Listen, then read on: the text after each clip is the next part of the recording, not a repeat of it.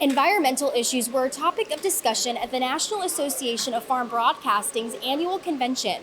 One of the main concerns was the definition of waters of the United States. Ariana Schumacher has more.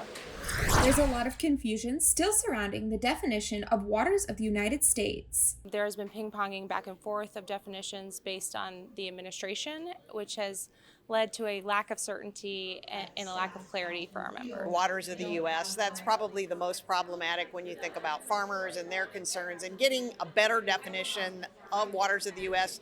Waters of the United States encompasses many things, including land rights, the ability for landowners to use their land, and Clean Water Act permits. We've seen this regulatory creep over the last several decades that has been very concerning. 50 years ago, when they passed the Clean Water Act, rivers were literally on fire.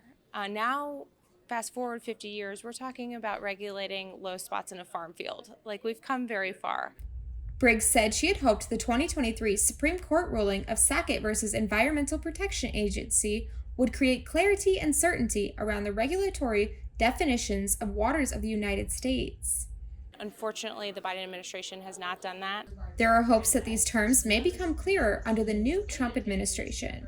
You know, potentially, a really good outcome would be to have Congress do something so that we don't have this definition going back and forth whenever you change an administration or change a head person at EPA. There are a few terms within the Biden administration's definition that they have, I believe, intentionally left undefined in order for them to expand their jurisdictional reach, to allow them to have the latitude to regulate however they please.